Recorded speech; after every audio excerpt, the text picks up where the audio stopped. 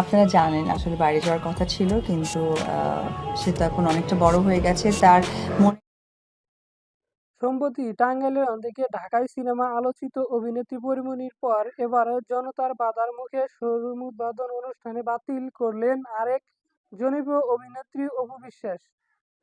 ঢাকার কামরাঙ্গীরচরের সোনা থালা নামে একটি রেস্তোরাঁ উদ্বোধনের প্রধান অতিথি হিসাবে উপস্থিত থাকার কথা ছিল অভিনেত্রী। এবার বিষয়টি নিয়ে মুখ খুললেন অভিনেত্রী পরীমনি এবং ঢাকাই সিনেমা আরেক জনপ্রিয় অভিনেত্রী মাহিয়া মাহি। সামাজিক যোগাযোগ মাধ্যমের ফেসবুকে একটি গণমাধ্যমের সংবাদের লিঙ্ক শেয়ার করে অভিনেত্রী লিখেছেন, মজা না মজা মজা। এদিকে অপু বিশ্বাসের সঙ্গে ঘটনায় ফেসবুকে পোস্ট দুঃখ প্রকাশ করেন নায়িকা মাহিয়া মাহি। তিনি লিখেছেন, দুঃখিত আপু, অপু বিশ্বাস দি।